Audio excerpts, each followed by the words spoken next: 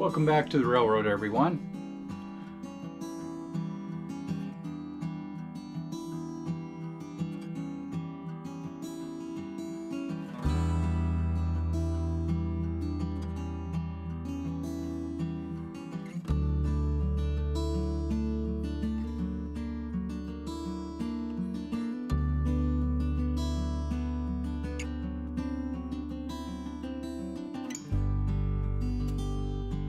Today we have a friend's project to do, and actually I bought this thing about 25 years ago. I'm not sure exactly how old these things are, but I think they're pre-2000. So this was a Accucraft Goose number 2, and they're exceptional little engines. However, with all the years of running and conversions it's had, it's worn out the main worm gear. At least that's what I suspect. So over this project we're going to see if we can replace that, and we'll dive into this. So here is our little Accucraft Goose number 2, Rio Grande Southern Railroad, the U.S. mail. And this has been converted, I think this was a Dave Goodson conversion, to RCS. So we have the RCS controller for number 2. And the power switch is right here by this red mark, and it just throws forward.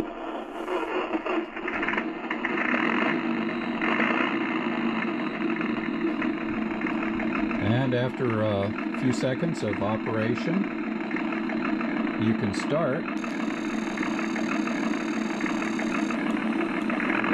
you see how hard it is for the gears to go.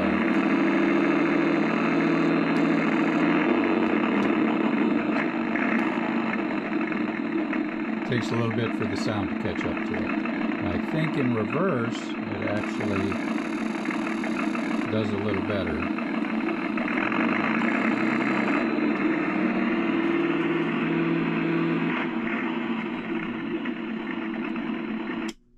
So with that happening, if I attempt to get it up and running on smooth tracks, it's not too bad, but once I put it on a little bit of a grade, it comes to a screeching halt. Terry has done a beautiful job on the weathering on this, and he's also put a snowplow on it. So let's dig into this. So whenever you handle one of these, it's always good to be safe. You don't want to pick it up by these chains because they are just rubber, they will break. And I always layer on one side. Now, you're going to notice right in here, and I'll probably put an arrow to it, there's a screw. If you have a good pair of needle nose pliers, you can back that screw out a little bit. Because what that screw does is hold this entire truck in place. And the truck comes off. Now you'll see this little bearing surface. This is just a cover to keep the gear running. So the center shaft is just what holds the truck on, and that screw locks the truck onto the center shaft here. It all rotates back and forth. And then this is the drive shaft directly off the motor here. Let's turn this a little. This is the drive shaft directly off the motor. It goes into this. If you slip that over, it makes a nice tight fit. And that's not what's blocking. There's something in here that I can feel that's blocking right there. That's a tight spot. Okay, now I like to leave this in place. We're going to push this back out of the way. Now, to get these chains off, because you don't want to break them, you can actually pull these gears off. And you want to be very careful with these, because they are not replaceable. They don't make them anymore. Okay. Not that I know of anyway. If anyone out there knows of any replacements for these, please drop it in my comments. Okay, so how we get into this is still a mystery to me, but I know we have to take this cover plate off. Right size driver.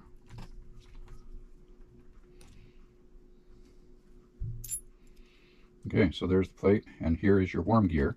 We've ordered a new worm gear, and there are no brakes in it. However, I think it's worn down in the center.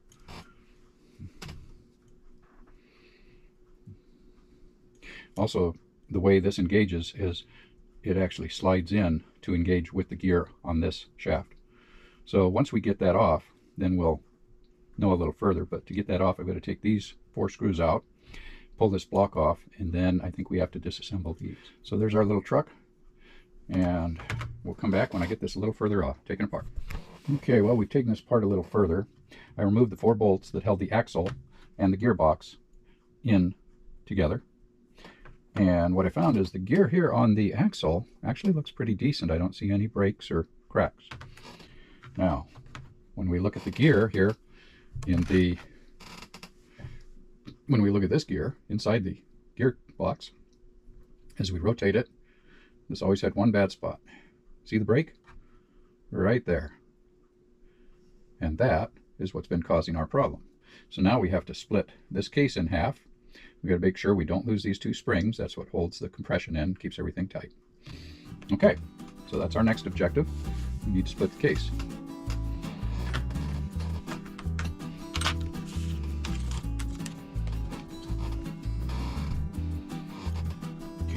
Put all this back out of the way.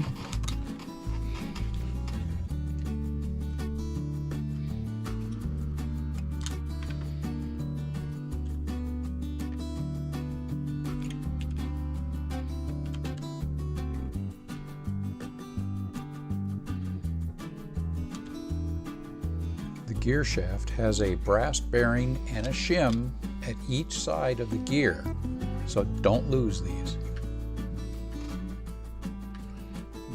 Well, we have received our new gear. This is from Northwest Shortline, and the gear number is a 2902-68T. So, it is Delron. It is very similar to our broken gear. Let's take a look at it. Okay, so compared to the old gear, thing I noticed right off the bat is that the splines are just slightly wider, I think, on the old gear than the new gear. Not sure if that's going to make a big difference. Hopefully it doesn't damage or hurt the engage and disengage. And the sizes feel just about the same. So I think we're going to be okay there. And of course, this is the shaft that has to go onto, and it will be a nice tight snug fit. Now, the old gear inside of it has a little knob that you should be able to see here. It's very slight, very hard to make out, but it is set for this slot. So that gear spot would have been right over that slot, like that. Okay, this one does not have a notch like that. This is a smooth hole. So this will be basically a pressure fit. So we're going to pressure this into place. I'm going to do this very slowly, very carefully.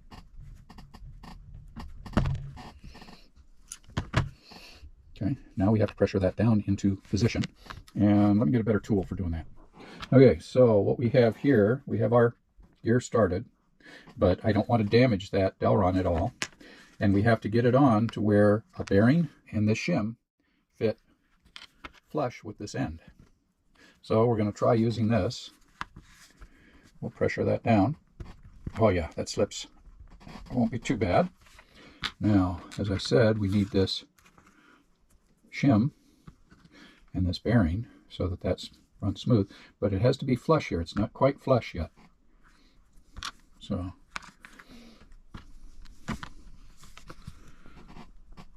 ooh, now that's going to be too much.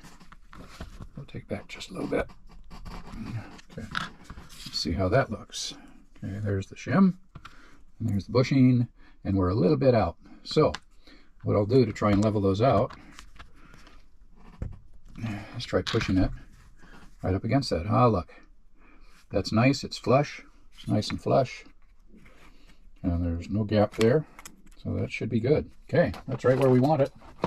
Now let's hope everything stays nicely. So the next thing we do is we place on the other shim and bearing.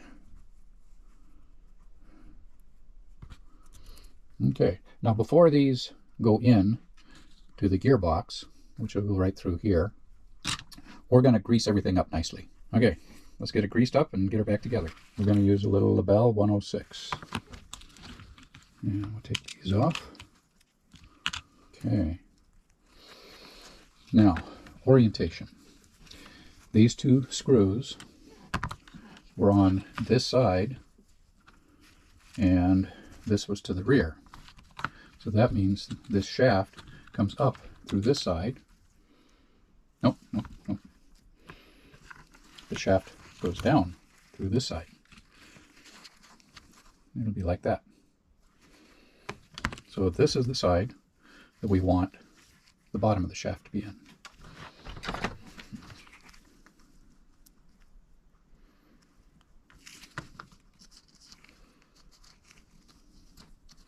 we have these springs that we have to make sure we get lubricant on also.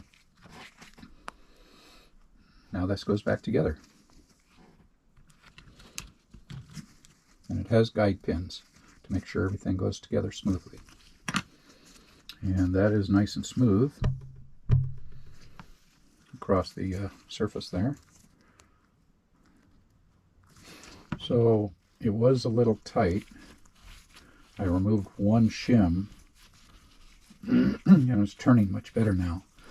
It's not that hard to remove these and change them, so need be, I can always put that shim back in if it gets too loose. Okay, now with these, you'll notice that on these bearing surfaces there is a dot, a dimple. That's where these springs are set in. So when you set this in, you have to make sure those springs are in. And we're going to, those two both go down. Okay.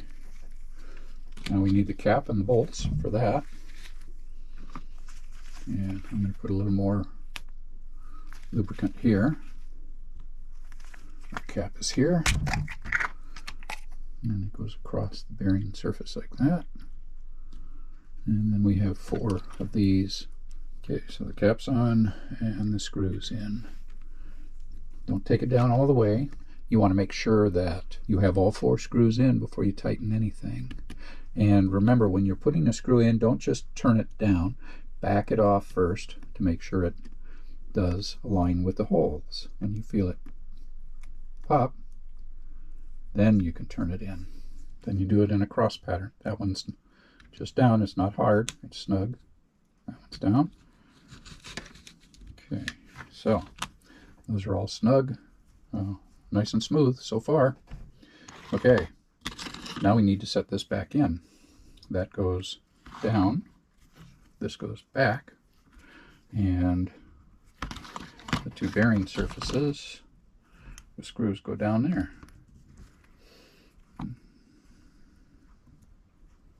Okay, and that sits on like so. Okay.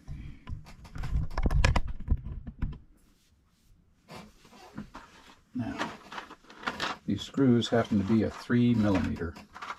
So we just happen to have a 3mm wrench. Okay, we have all 4 screws set in their holes, but we need to set that up right. So pull it back out, set that in, put the bolts down, and then we attach them. And again, back it off a little first and then take it in. Okay, so they're in and they're snug. All right.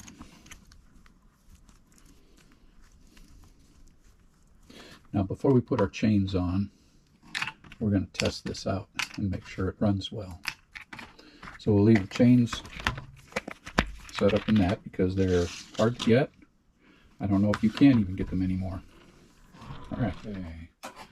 So it's all set in there. Let's see, tighten goes that way.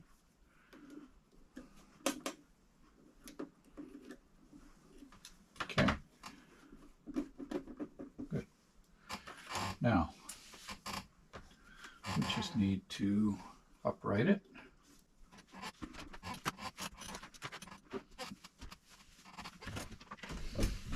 And we'll set her on a couple of blocks. Of course, the front wheels don't do anything. It's all our back wheels. And really, without the chain drive, it's only this one set of wheels that's operating. So, let's lower you down a little bit.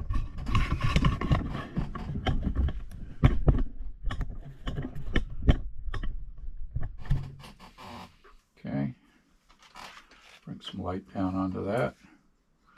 Power switch.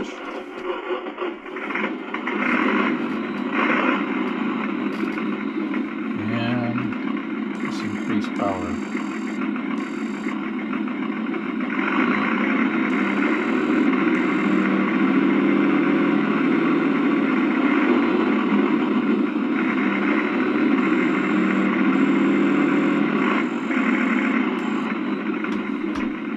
Okay.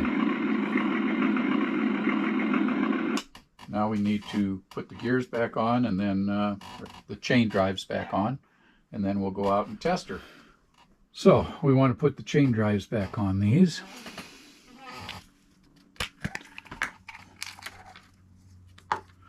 The best way to do that is get 2 chain drives. This one is actually going to be there. So that one's on the drive gear. Now, this one we can rotate any way we want. So we'll just put this on. Okay, and of course my big fat fingers are in the way. So we put the gear on the chain, and then we just rotate the axle around until we get the correct position and set it down. And your chain drives on. Now I'd recommend putting a little paint or something on those just to make sure they stay, because they could come off. All right, and before you button everything back up, one thing you want to make sure, and I use a LaBelle 107, it's a medium weight synthetic oil, multi-purpose, is you want to make sure the motor has some lubricant. There's a spot here for the main shaft and the motor. We'll get some oil on that, and then we'll test runner a little bit.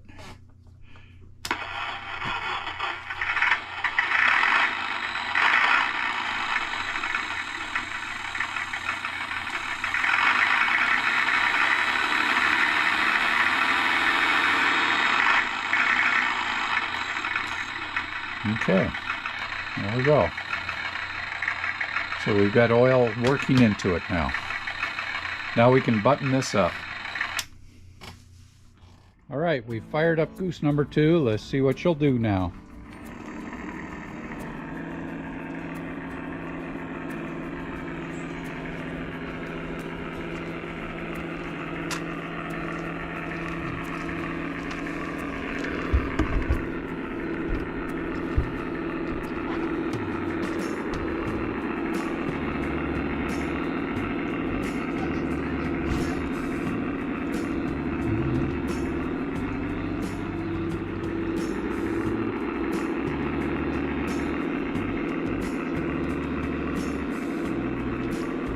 It's a heavy engine, but it did traverse the grade.